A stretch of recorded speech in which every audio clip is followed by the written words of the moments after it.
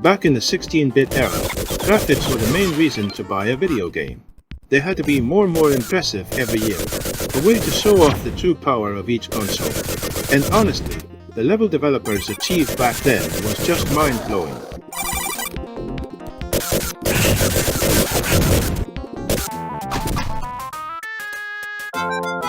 Whether it was thanks to special enhancement chips or pure developer genius, many people believe that, visually, the Super Nintendo outshined the Sega Genesis. Gotta go. Hey, guy, you're the first serious gamer I've seen all morning. Check this out. Brand new 16-bit Super Nintendo with Super Mario World. Wow! Oh, what's this one? Oh, this is a Sonic the Hedgehog from Sega Genesis. But for those of us who know Sega's console also had some incredible visual masterpieces. Here are 5 games that, in my opinion, have the best graphics on the Genesis.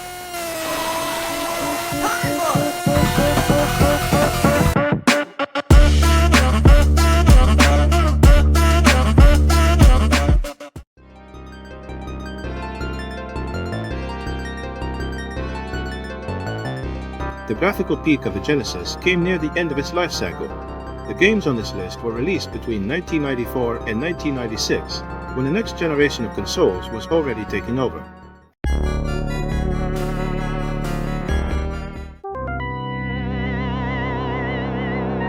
And this Castlevania, Bloodlines, or the new generation, depending on your region, came out pretty late for the Genesis. Compared to Super Castlevania 4 on the Super Nintendo, which was released 3 years earlier.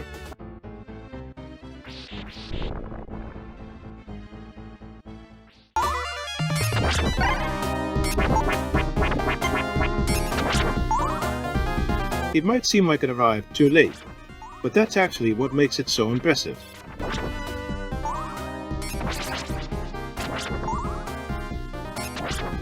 By that time, Konami had fully mastered the Genesis hardware and knew exactly how to push it to its limits. The result, one of the most visually stunning games ever made for the system.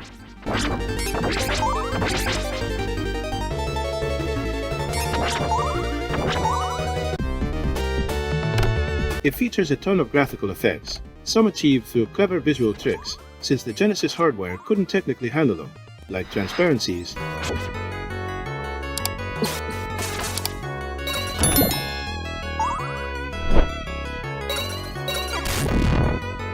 mirrors,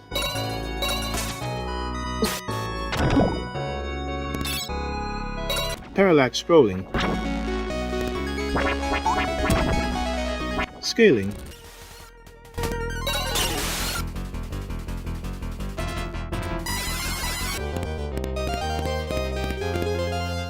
and even rotations.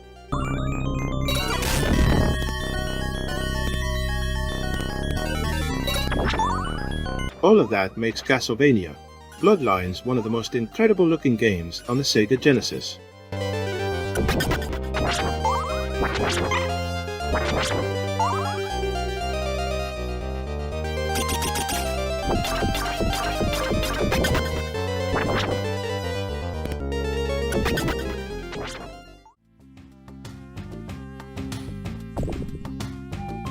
The biggest weakness of the Sega Genesis compared to the Super Nintendo was its color palette.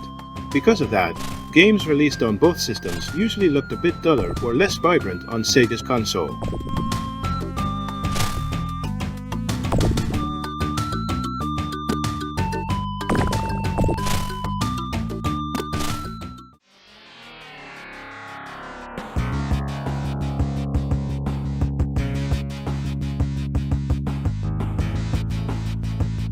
But when you look at Comic Zone, it's clear that the real limitation wasn't the hardware, it was the developers. The explosion of color in this game is absolutely stunning.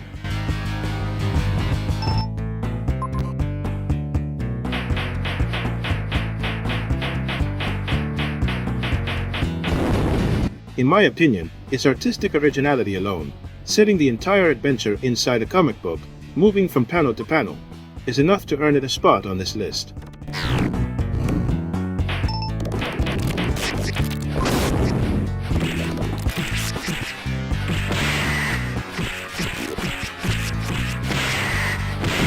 But it doesn't stop there. Comic Zone also features some high-quality visual effects, water reflections,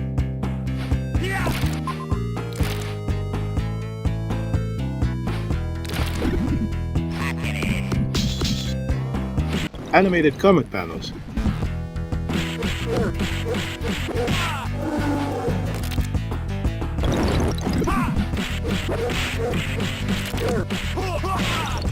and incredibly smooth, fluid animations.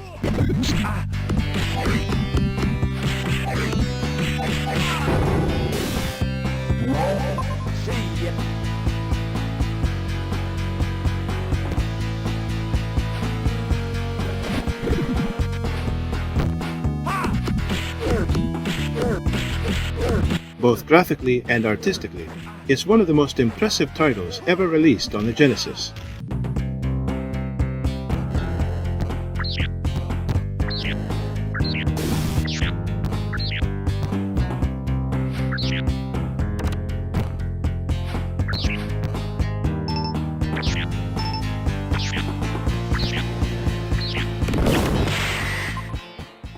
Treasure took the graphical performance of the Sega Genesis to another level.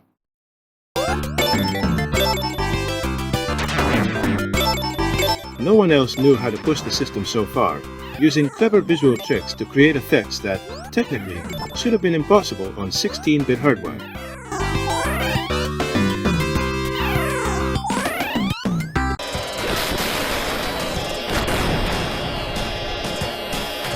Honestly, any Treasure game could be among the top spots on this list, but for me, the most visually complete one will blow your mind, literally.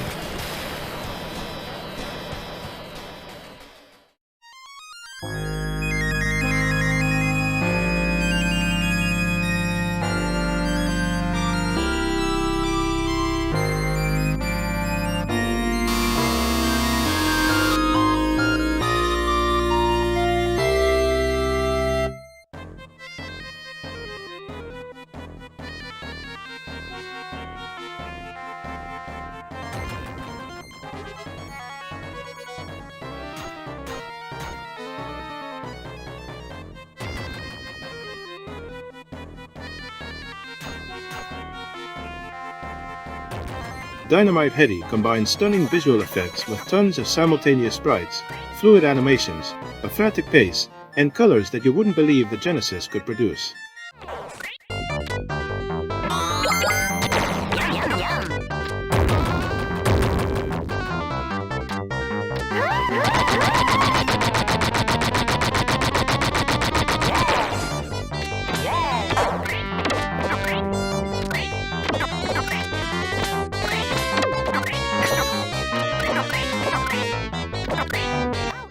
After this release, Treasure continued to make other games with impressive visuals.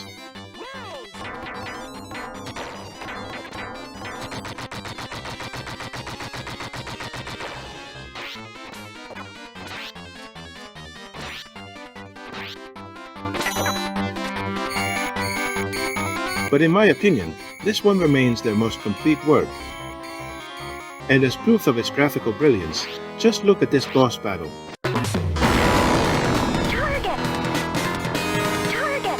It's absolutely insane. The Genesis simply shouldn't be able to handle this. It's pure magic.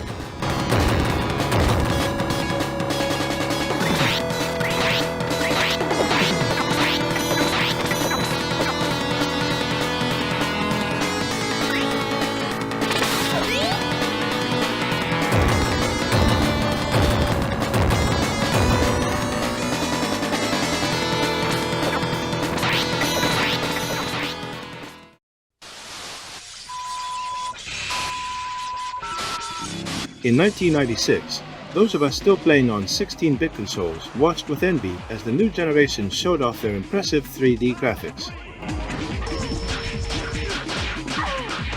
The games are ready. Are you? But there was one final 3D surprise waiting for us.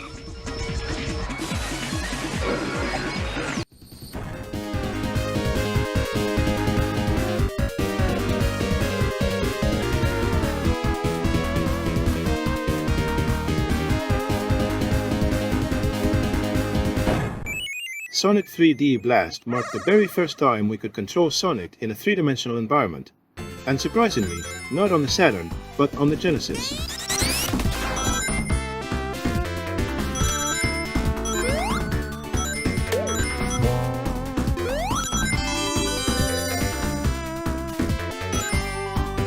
Since Sega was heavily focused on the Saturn, they handed development over to Traveler's Tales. And honestly, it was far from a bad decision.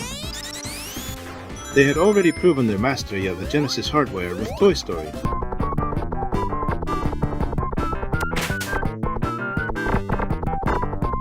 Managing to pull off a first-person stage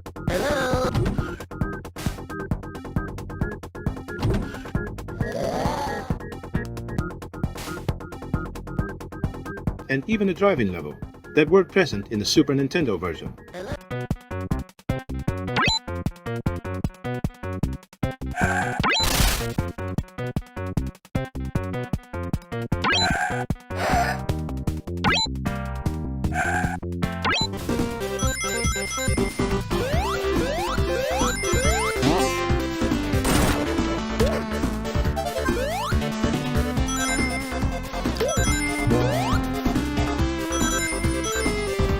Using similar pre-rendered graphics techniques, they created a beautifully defined Sonic that stayed true to his 2D look, and honestly, he looked much better than Mario in Super Mario RPG.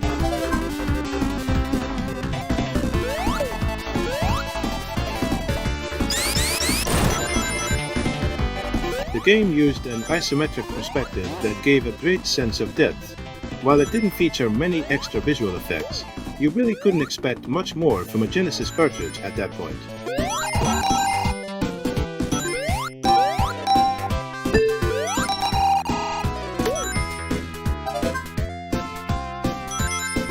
As with most games in this ranking, the color palette deserves special mention. Each zone has its own vibrant look and unique biome, proving that the Genesis could do far more than most people gave it credit for.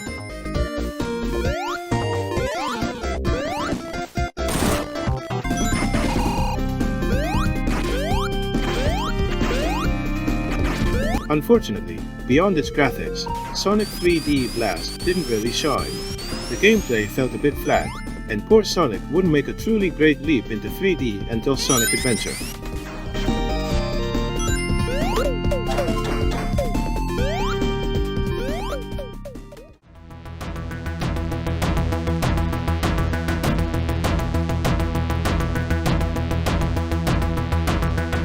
Being released at the very end of a console's life cycle can actually be a handicap. All the attention is already on the next generation. And even though that's usually when the most technically impressive games come out, they can easily go unnoticed. I think that's exactly what happened with the adventures of Batman and Robin.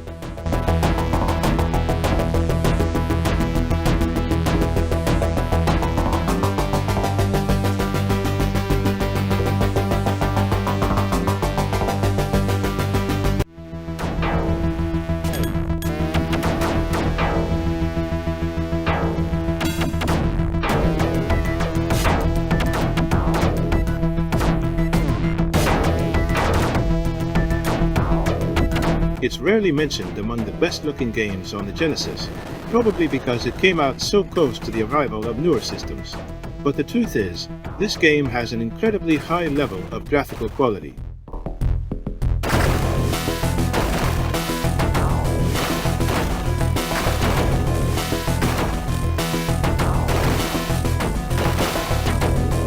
The reason it takes the #1 spot in this ranking isn't just because of the technical effects it pulls off. It's how those effects are used to perfectly recreate the atmosphere of the animated series it's based on.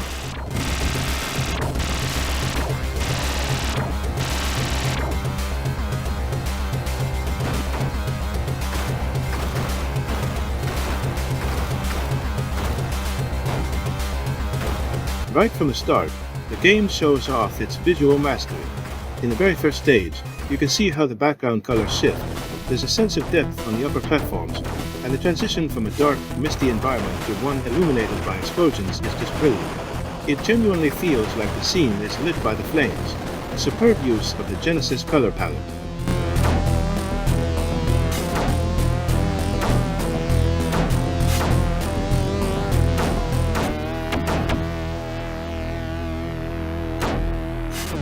Another impressive touch is the transparency effect used for the enemy's flashlight beams in the dark. Such attention to small details really makes a difference.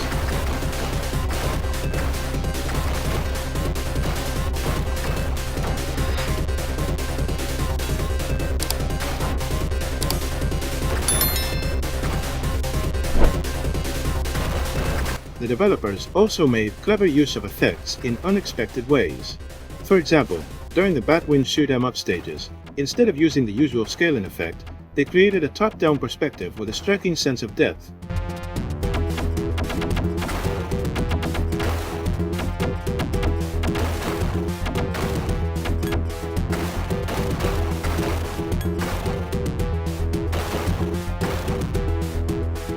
Saving that scaling trick for a unique boss battle later on.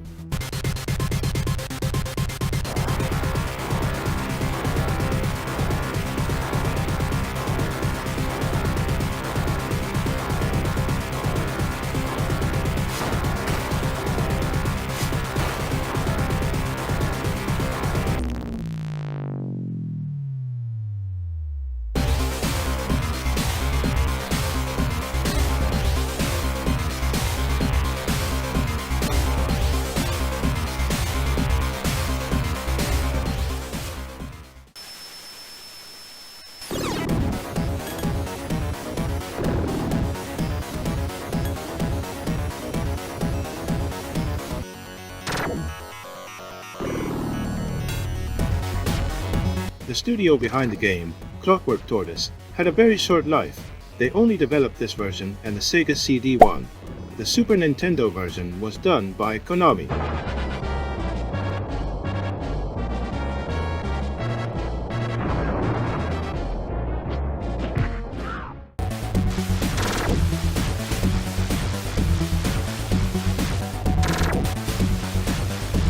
But judging by what they achieved here, I really wish we had seen more games from them.